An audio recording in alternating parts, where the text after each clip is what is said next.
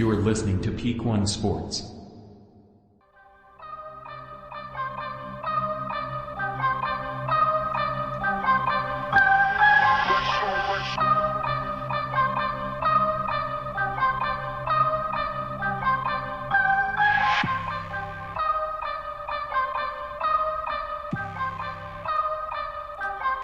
Thank you for listening to this episode of the Leadoff, heard here Saturdays on the Peak One Sports Network. I'm Ashton with Tony and Landen, here to get you ready for your sports weekend. Be sure to hit that like button if you like what you're listening to. If not, hit the like button twice. And also, as always, go ahead and subscribe to our YouTube channel and hit that notification button so you know when a new episode drops. Guys, I wanted to talk about this last episode. Obviously, last week we didn't get into this. And this is basically the same way I started 2 weeks ago. When I said, you already know. I know where you're going. I don't know what the topic is, but I have to know where you're going. Okay, so 2 weeks ago, I threw out the stat that the Texas Rangers won more games than the Detroit Pistons in the month of November. And I was kind of... one more in December? No. No, they definitely did not win in December. Their biggest free agents. We're not even going to get into that. They haven't really signed anybody. But, yeah, we'll get into MLB free agency. I was sick last week and we couldn't do the show, and I was upset a little bit because I really wanted to talk about the Detroit Pistons losing streak. But we can still talk about that because they still have not won a game. Still another week. So 2 weeks making history. And then it was like 19 straight. They're making history now.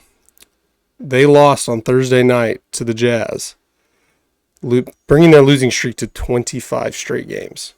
Fourth all-time worst. They may end up in a situation where they have more active players on the bench than they do fans in the stands if they continue this. They don't. I mean, that's abysmal team to like. Why would you continue to go when your team is on that paper? terrible? They have okay talent. Like they should be, on the precipice of getting out of the lottery.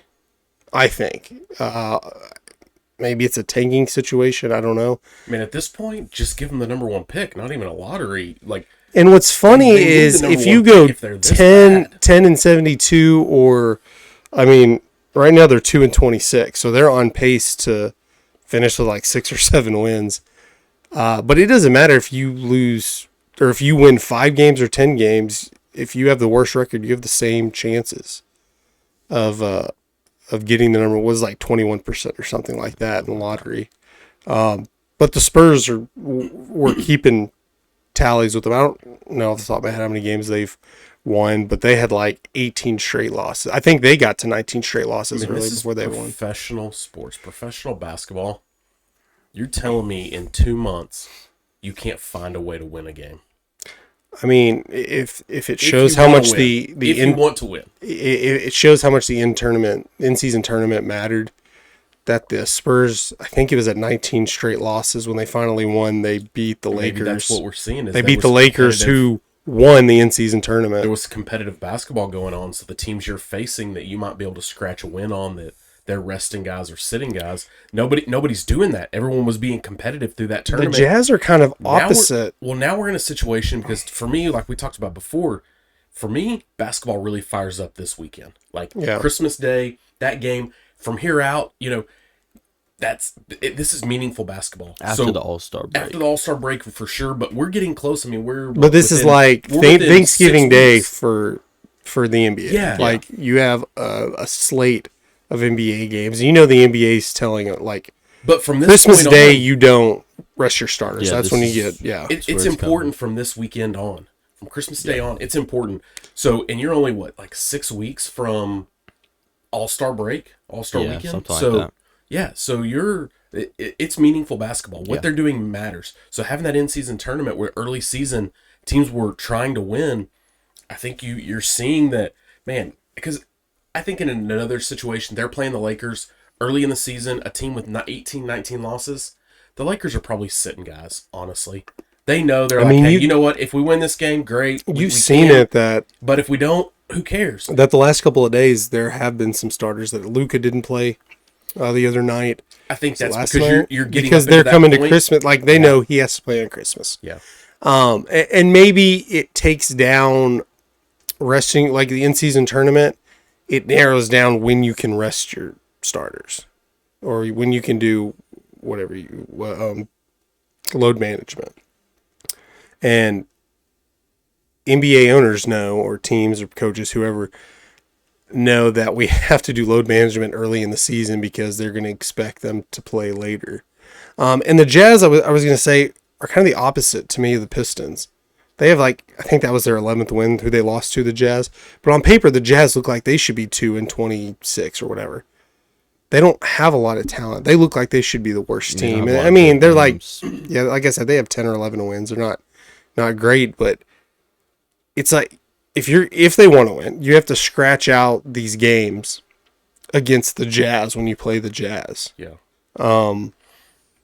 I said they now have the fourth longest losing streak. They're one behind. They're if they lose tonight, they're going to play tonight.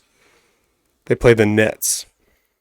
If they lose, they will be in a three-way tie for the second longest at 26 with the 2011 Cavs and the 2014 Sixers. Ironically, the 2015 Sixers have the longest losing streak, 28 straight games. So we'll find out this week. This time, our show next week will tell you if they broke the. We'll talk about them one way or the other. Want to be a part of though? That's what I'm saying. You say if they want to win, like I understand tanking and all that, but the players shouldn't. That's not in their mind because they're fighting for contracts and all this. So the coaches don't want to tank. I mean, I don't know. I mean, is the team and the coaching that bad? I don't know, but I don't care. I think it's more of a fantasy tanking. Like within the last week of the season, I 100% think the Mavs thought, hey, it's just better. Like their last couple of games, if they would have won, they would have been like the 9th or 10th seed in the in-season or in the play-in tournament, and they would have lost their draft pick because they only got it if it was a top 10 pick. Or I don't know if they for sure would have lost it. It probably would have been the lottery, so they would have lost it. But and then they go in the lottery and get the 10th overall pick, but they got to keep it because it was a top 10 protected pick. In situations like that, I can say, hey, a couple of games, guys, I just rest this guy, I do this. But over the long haul of a season, that can't be a mentality. I don't even think, like, an owner could say, sure, let's do that, because he's the only one not fighting for his job. A GM is fighting for, unless he tells the GM you're good for 5 years or something like that. Yeah. But the players and the coach, they have no, they have no desire to be part of this kind of record. And it's still on their resume. Like, you want to be a coach who starts out 2-26, even if the owner says, hey, you're our guy, we're going to draft better players, but if it doesn't work out, it's just going to look bad for you. To go to that a team wouldn't actually tank, that is just a fan thing. You have to look at it in the perspective of the owners and where do they make. I mean, TV deals, yes, is a big thing, and if you're not winning, you're not going to be on TV. Ticket sales is another large part of that, and if you can't fill the stadium and you can't be on national television, that cuts into their pocketbooks. And we all know that in professional sports, owners of it doesn't matter, they care about the dollars. Winning is not as much as they do the money that they're. The Texas Rangers are sort of dealing with that. This whole issue with Bally Sports and their TV deal. They're spending less. They said it's affecting this offseason because they don't know. Yeah. But that's where money comes from in sports these days. Is all about the TV deals. And again, if it's in their minds at all, if they consider it, it's like right at the end of the year, like, hey, the last couple of games, we're close in the standings. Let's make sure just sit some guys. Yeah. But I can't imagine any situation where even going down the coach, but for sure the players where they're saying, guys, we don't want to win. Like, maybe the way you set your lineups, you can fudge that, but there's not players. Yeah, minutes. There should never be players not playing their hardest when they're on the court. That would be a travesty, I think. Even if you're trying to lose, that's not how you lose, is like tell your guys, hey, let's lose on purpose. And again, this early in the season, there's like, just play out your season, because let's just assume that, I know they're not doing this. Let's assume they're doing this. For one, I absolutely think there's something to having a losing locker room or losing mentality. It's hard to get out of that. Like, look at the Cleveland Browns.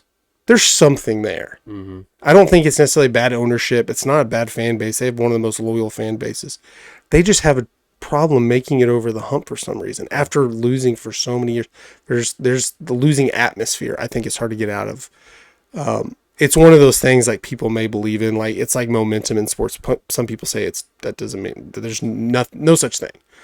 But I think having a losing mentality or losing atmosphere is 100% something. Yeah. And then you really don't know where your basketball team's at. I'm kind of making the point that they're not tanking. Like, this is just a bad team. Maybe they're going through a stretch. Maybe they're not this bad. But if you're just going to say this early in the season, like, let's just make sure we have the worst record, how do you even know how to take on next offseason? Draft who? Because, I mean, you have to be trying to win or seeing what your future is. And they have a lot of young players. Like I said, I feel like they have a little bit of talent.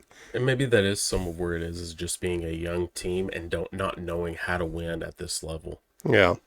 It's just... I mean, it is a big jump. It is a difference between college and the pro level. If you have a lot of young guys that don't have a lot of that pro experience, that maybe it is just a thing of where they...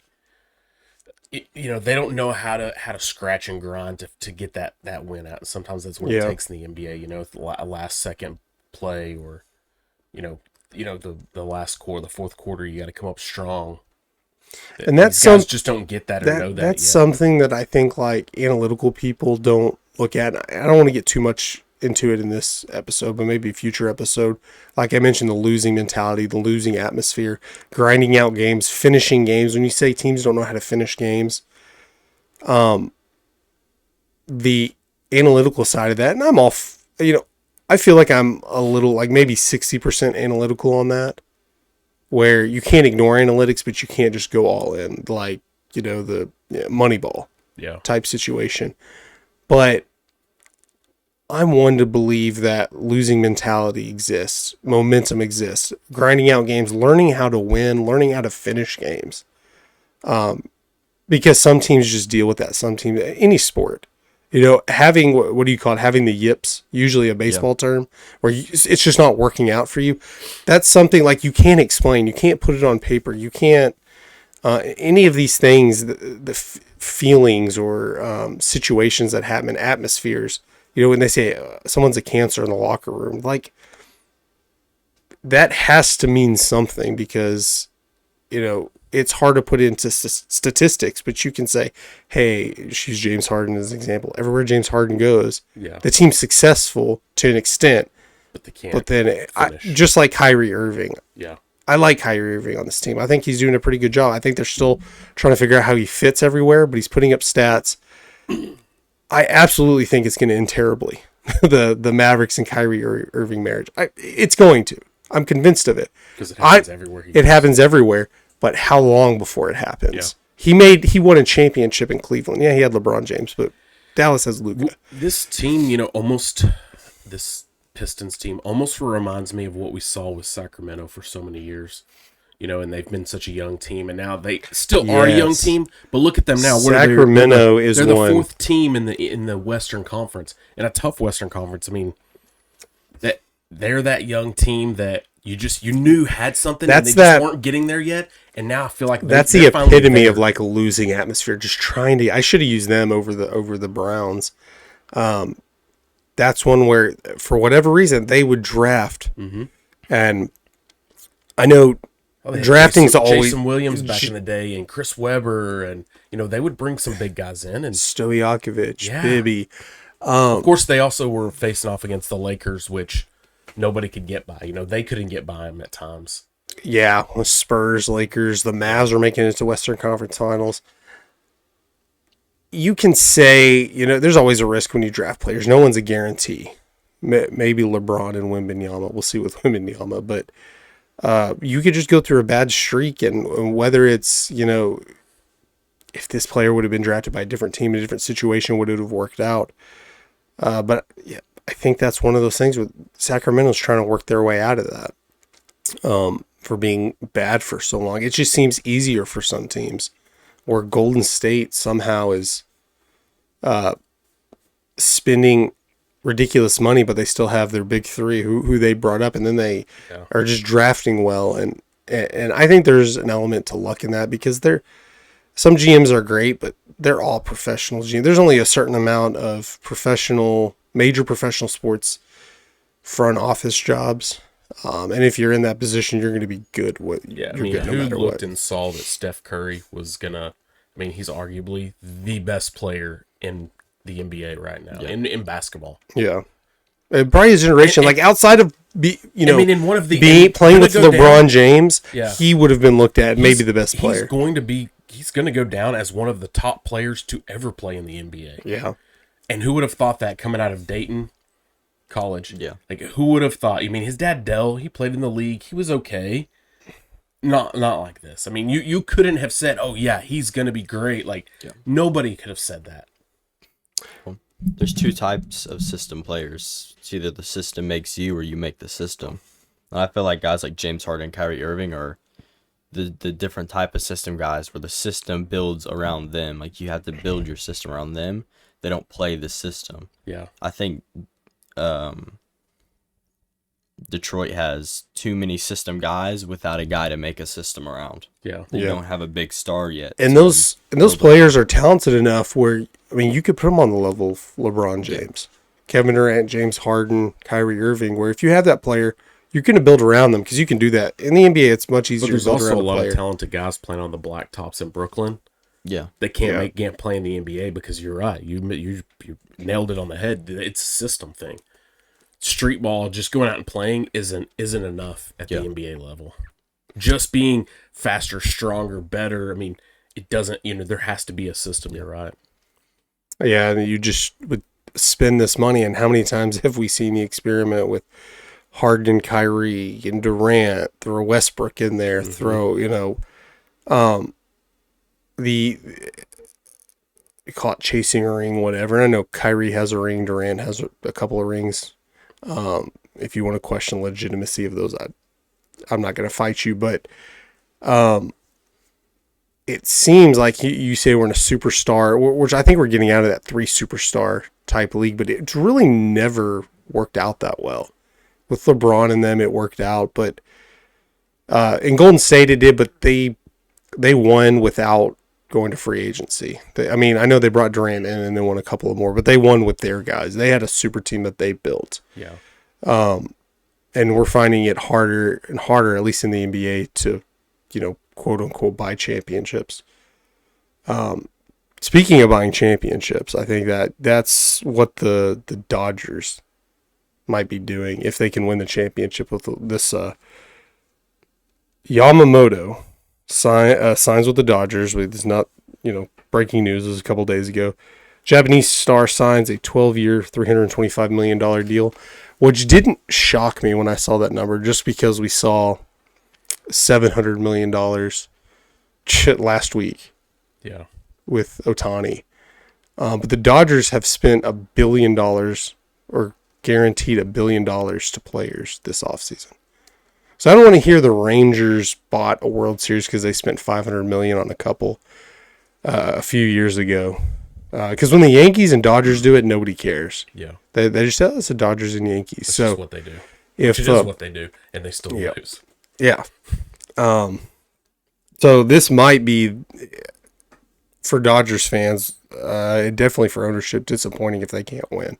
This is an all-in move, and I know they have Ohtani for how many ever years till 10 years. Which, let's talk about this contract. So they're saying this is genius by the Dodgers, which I can get. They're only paying him $2 million this year, and how many ever till 2033. Which makes sense now. It's an all-in move for now, for the next. It's a window of 7 years or 11 years or whatever. So I understand that $68 million towards your. They don't have a cap, but there's a limit there to luxury tax. $68 million toward your number, whatever your budget's going to be, isn't going to be the same in 2034 and beyond as it is now. I get that inflation, TV deals, but assuming he doesn't play past 2034, you're paying $68 million for nobody. For, was it 10 more years after that? You're basically kicking the can down the road. You're gonna get the use out of him now, and then pay but you for it don't later. like if you have like a 2-year window, pick your sport. I don't care. If you have a 2-year window to win it all, that the Rams won a Super Bowl, gave up every high draft pick that they had for years. People are saying, I don't know if they should have done that, but you won a Super Bowl. Like, I don't know. That's you should mortgage your future on one championship. Now the Dodgers have a bigger window here. They just signed Yamamoto to 12 years. They have I don't know going down their roster how long they have everybody for, but they have a good roster and still in their prime. You know, Kershaw may not even sign back, but he's in his mid-30s. So they definitely have a few years. And if they win 4 of the next 5 World Series, I think they can live with. And $68 million, I guess, isn't necessarily crippling your team.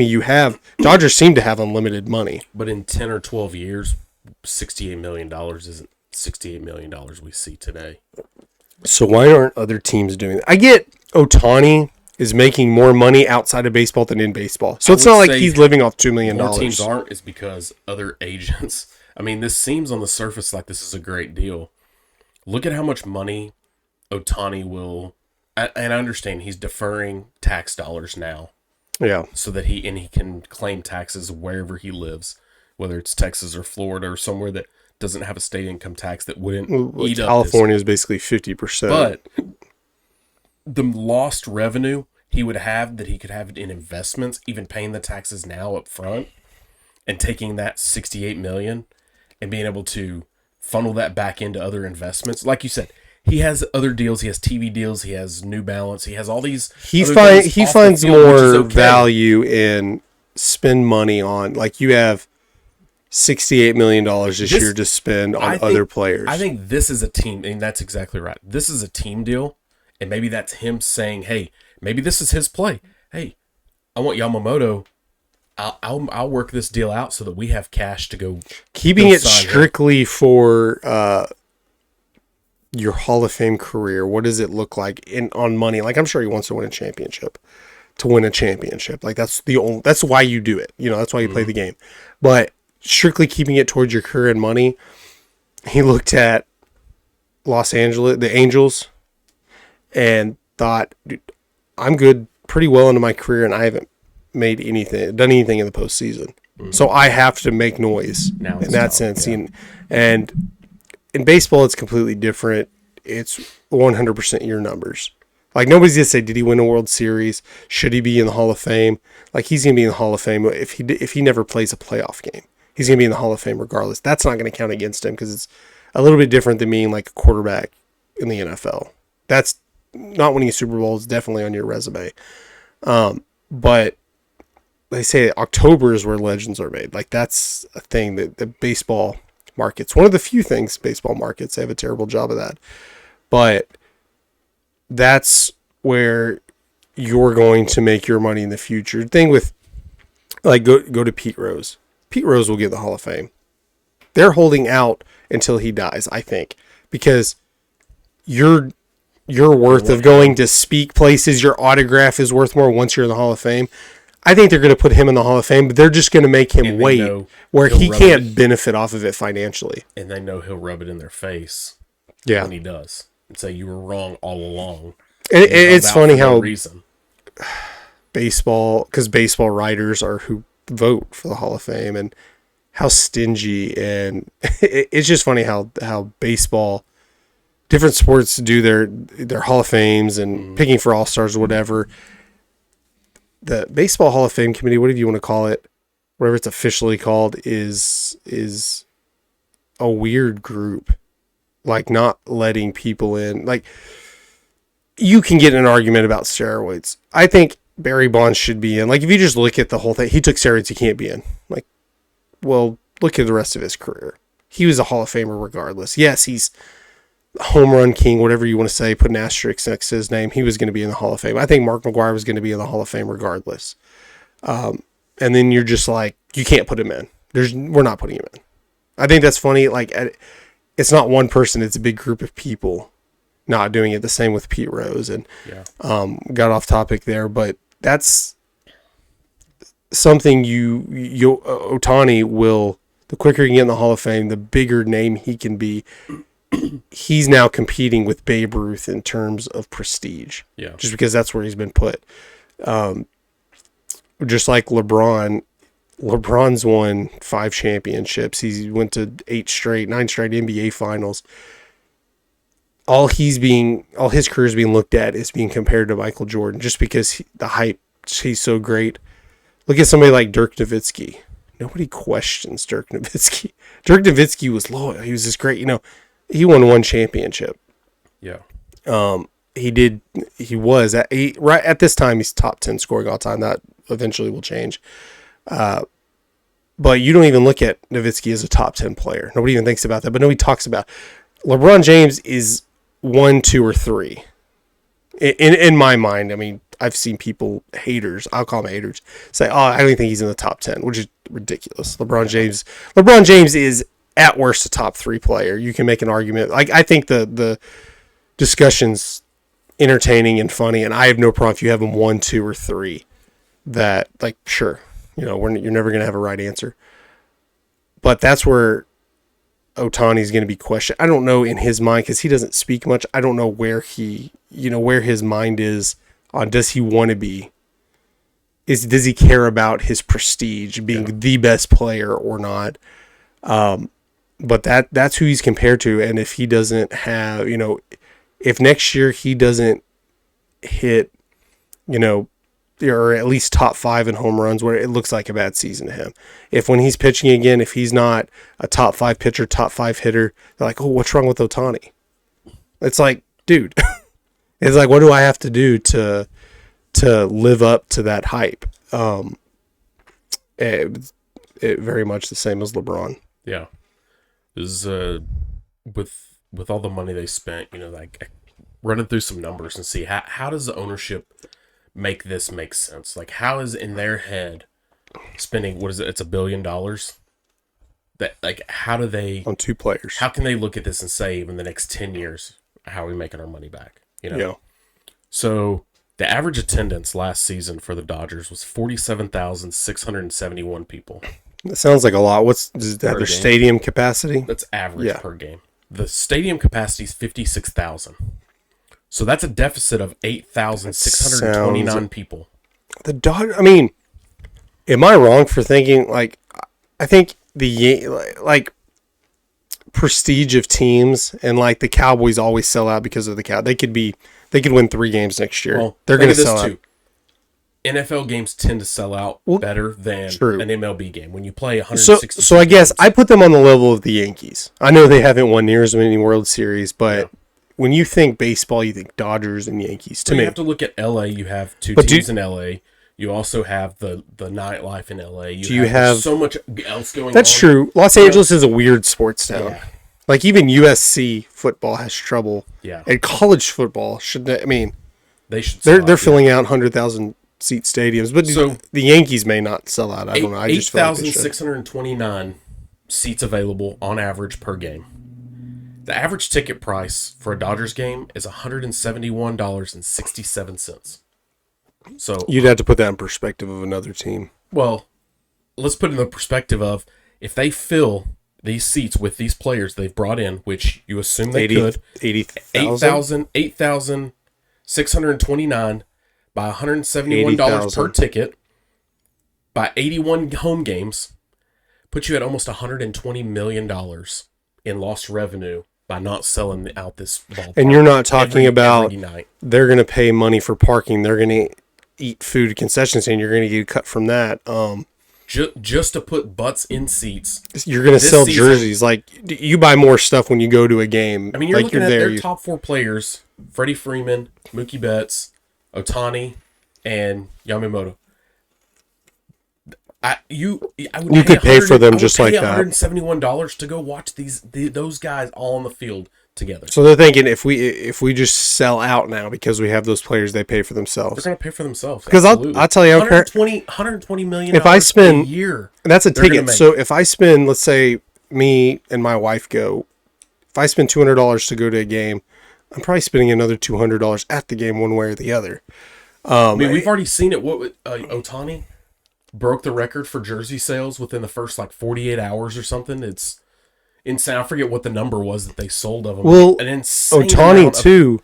I mean, Yamamoto. I think he would do the same thing. I think he's gonna Ohtani had a number put on him that when whoever he signs with, they're gonna at least just on side deals make $30 million a year for him, if not more. So really you're looking at, they're paying him $40 million a year, really nothing right now. But if you think $70 million a year, that's almost getting cut in half because you're making other side stuff. And the same with Yamamoto, you're going to have him and you're going to market the crap out of him one way or another. And again, I don't know him. I don't know Ohtani that well, but Ohtani's making lots of side money. And Yamamoto being, this year's prime international prospect, being in LA, there's no better way to market him except maybe if he played for the Yankees. The Dodgers are going to make tons of money off of that. So that's what I don't worry about. Like if the Rangers were, you say, do you spend that money on time? Do you spend that money on Yamamoto? Sure. If you know what you're doing, you'll make your money back. TV deals being on, primetime games. The Rangers are going to be on the primetime a little bit more now because they just won the World Series. They would have if they had Ohtani or Yamamoto. I don't worry too much about that. I worry maybe about the mindset of ownership. Like, will they have that mindset? Because it's easy to say, yeah, you'll make your money back, but you're not signing the check up front. They just guaranteed to pay $500 million a couple of years ago, and there was nothing. I mean, it's all paid back now. Like, I don't care what the Rangers do from now on. Seager's contract is paid for the most part. I think they'll make their money back. But signing that up front, it's easy to say that, but what if Yamamoto's a bust? You'll make some money because marketing him. But what if Ohtani never pitches again? What if Ohtani just, he's a 30 home run hitter from now? That'd be a disappointment, you would say, even though that's a great season. Putting that money up front, guaranteeing that much money, hey, I'm going to have to pay $68 million for how many ever years after he retires. It's easy to say, but now that you've put $1 billion, that's not messing around money. That could really screw some stuff up if it doesn't work out. They spent $1 billion on 2 players, but they also just bought the entire Japanese market. That's what I was going to say too. Yeah, if Dodgers and Giants, I think, or maybe even Yankees too, are the teams Japan watches. Mm-hmm. They have baseball teams in their league called the Giants and the Dodgers. That's obviously geographically they're closer to. That's why Ohtani wanted to play either for San Francisco or LA. But now they have the 2 biggest names in Japanese baseball. That's a good point because that's something I wanted to talk about. Was in Japan, jersey sales were those? This is just in general worldwide jersey sales probably. I think so. I bet if you look in Japan, Ohtani was probably already number 1, and now even more so. Yeah. But yeah, you're building your world market more, especially in Japan. You might as well be Japan's team. Yeah. You look at it that way. Yeah, so he set the record for the most jersey sales in a 48-hour period. I'll look up. You guys can keep. I mean, I kind of almost want to buy an Ohtani jersey. Yeah. Like I look at that and whether I do or not, but just think how many people consider it and how I don't even like the Dodgers. I don't necessarily hate them. I don't care one way or the other, but when you have non-Dodger fans wanting to buy it, Dodger fans are going to buy jerseys regardless. The Texas Rangers can probably mark up 1 to 2 jerseys every year or 2 from me for the rest of my life. But it's like Cowboys fans. They're going to buy a third stringer's jersey because it went on sale just to have a new Cowboys jersey.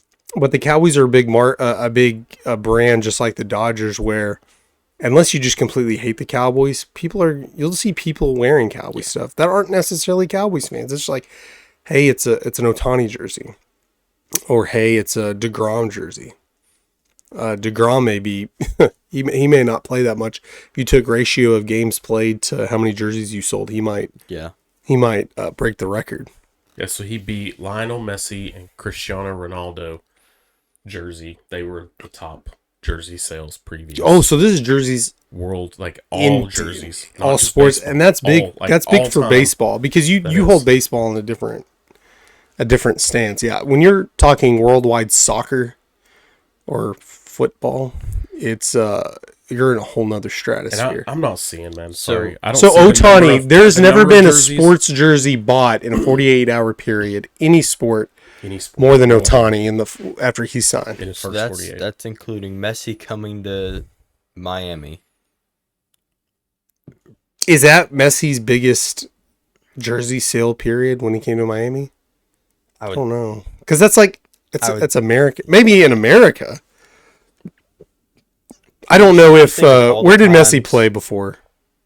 Barcelona? Yeah. God, our soccer fans are going, these idiots. We don't claim to be the soccer show.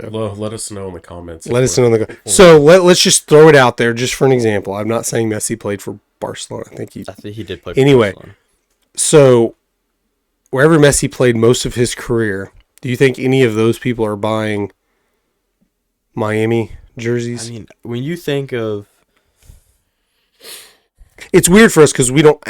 This is America. I mean, players come here to play. There's not like Micah Parsons isn't going to another country to play. Yeah. Aaron Judge isn't going to play in Japan or whatever. Yeah. It's hard in our mindset. Like, why would you buy another? Like, unless you're a soccer fan or something like that. I'm not trying to be arrogant or anything, but basketball players that go play in Australia or China, they're like second-rate players. Yeah. Was Messi's is the Argentina? That's right. I knew that. Well, I knew he's from Argentina. The Argentina jersey. That was his national team, though. Yeah, that's. But I still think he played. I want to say he played. Yeah, but still, like. But Argentina has a What, they play the Olympics the World Cup. The World Cup is the main thing. So they'll play the World Cup. But they're playing all year round. Yeah. Like the U.S. national team is playing every year. Has games that go in and out. Yeah. They play the Olympics. They play the Confica Cup, the North American. They play. I mean, they're playing all the time. I think we should cut it out of soccer right now. we're just pissing off. Go hit the like button twice if you're a soccer fan. But yeah, Ohtani, Yamamoto, I think it's ridiculous. Not ridiculous. I think it's committing to that big number is kind of ridiculous. But if they win a couple World Series, it's not going to matter. Like looking back, if the Rangers don't win a World Series in the next 10 years and they just spend tons of money and have to change ownership groups because they outspent their budget or whatever. I mean, looking back, you're going to be like, they won a World Series. To put this into perspective, you're talking like a top 25 jerseys. Worldwide, all sports. Previously, there was not. I take that back. If you get into the top 20, Mookie Betts is the 19th most sold jersey worldwide. That's the only one that baseball. That's the only MLB before the Dodgers, though. When he signed with the Dodgers, yes. But so your number one was Messi. LeBron is number two, rightfully so, I think. You don't have another soccer. Curry was at 5. Soccer. Antetokounmpo at 7. Is that one surprising to you? Well, he's from Greece, so you have pretty much the entirety of Greece. Guys. Yeah. So back another soccer, and I'm not gonna try to butcher these names. That's why I'm just passing. I mean, obviously worldwide jersey again, sales, we don't disclaimer. Soccer, we don't claim to be the soccer show. We don't know ball in soccer. We don't know soccer ball. Football it's the biggest jersey sold worldwide. Cristiano Ronaldo's at 9, which he previously had been higher before Messi took him and then passed him and then some others. This is all time? Yes. Or all time in a 24 or 48 hour whatever period? 11. So all soccer's outside of Curry and LeBron now Otani. Number 12 is Luka. So, as much as I rag on on MLB for not marketing when they should market, like Mike Trout should have been the face, or he kind of was the face of MLB for a while, but I couldn't show a non-baseball fan a picture of Mike Trout and they would have any clue who it was. I saw it. You could show a picture of LeBron James, They they would traded know. Mike Trout. You could show a picture of LeBron James, of Dak Prescott, and people would know who he was. Can you guess 13 and 14 slot jerseys? And they're not soccer. Not soccer. And their teammates. Dak Prescott and CeeDee Lamb. No. Are they football?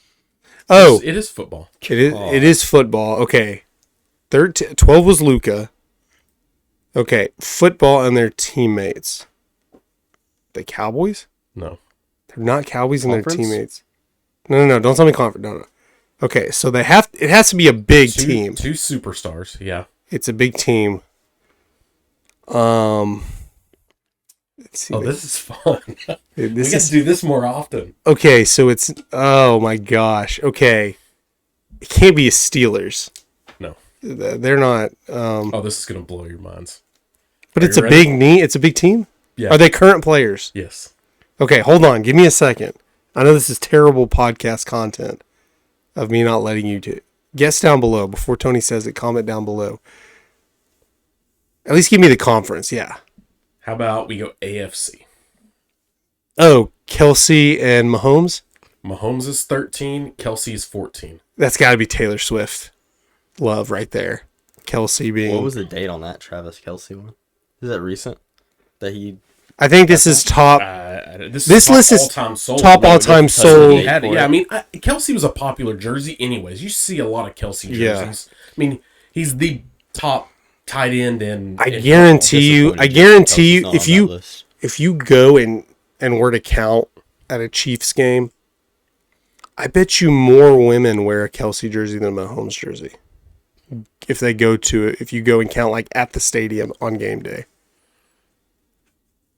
Although Mahomes got a lot of female jersey sales, I think, because his wife has been a big part. Okay, here's one that's even hate his more wife than surprising. like his wife. This one's even more surprising. Josh Allen at number 17 on the all-time. That is because the Bills aren't that big a brand. They're up there for a team that hasn't won a Super Bowl. They may be one of the biggest brands. Like you're comparing them to the Bengals, the Lions, the Browns. But the Bills, you think if that's a football, again, there's, outside of the Sabres. Josh Allen that's already tied Dak's interception thing from last year that people were talking about. Yeah. So then, previous to signing with the Dodgers, He hasn't played in a Super Bowl. That is weird. Otani was at number 22 previous to signing That's with all the that's with the his Angels. All time. And Mookie Betts was All of 19th. those sold. Mookie Betts was 19th. 19. And he was 22 before that. Yes. 22 before the Dodgers. So he was already Before the Dodgers second all time in MLB jerseys. Yes, MLB, yeah. And now where is he at? Number 2? Number 1. Or number 1, yeah, he's number 1 all time. He passed Messi. It's ridiculous. How many jerseys was it? How many jerseys was it?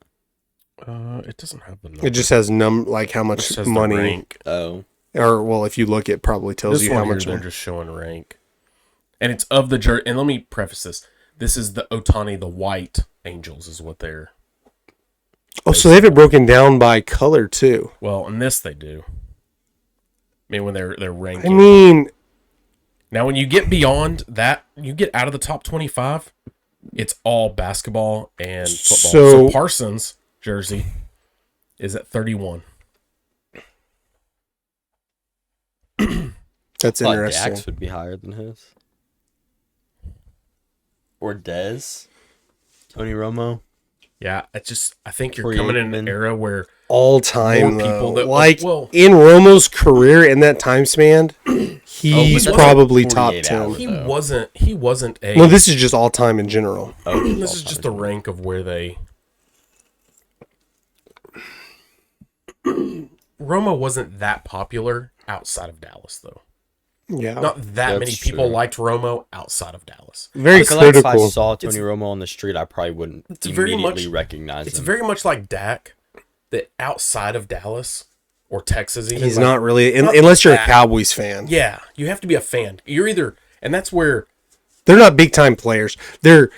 If you put Romo or Dak in the exact same career on the Bengals or something like that, they're looked at a lot more positive scope. It's the quarterback of the Cowboys. if you don't Now win the Super they Bowl, talked you're a about bust. they talked about Manziel being on the Cowboys. Of course, that probably wouldn't have worked out. But that would be Manziel would probably be top 10 all time. You put a superstar quarterback on the Cowboys, not because they're the quarterback of the Cowboys. You can put Mahomes on the Cowboys or something like that. That would be different. Yeah. Dak is high up there in terms because for Dak, you put Dak on any other team, he's not going to be. You put Josh Allen on the Cowboys, he might be top 10. Apparently, is it 19th? Something like that. I don't remember where you said Josh Allen was 17th, but that's ridiculous for somebody who's To be higher than Mookie Betts. has he won an MVP? He's won an MVP probably. No, I don't think so, because he's been in league But- with Mahomes and Joe Burrow. But he's never been the best quarterback playing because he's He played was with terrible Mahomes, before Stephon played with Diggs got Aaron there. Rodgers. He's never made it to a Super Bowl. Clearly never won a Super Bowl. He doesn't play in a big market. That is pretty surprising. But guys, thanks for listening to this episode. I don't know where we're at on time, but be sure to subscribe, hit the notification button, and like this video and comment whether you like it or not. Just for the sake of engagement, just comment down, tell us your thoughts on our episode in general. But And enjoy your Christmas weekend. yeah, Merry Christmas. Yeah, let's not forget that. But with Tony and Landen, I'm Ashton. See you guys later.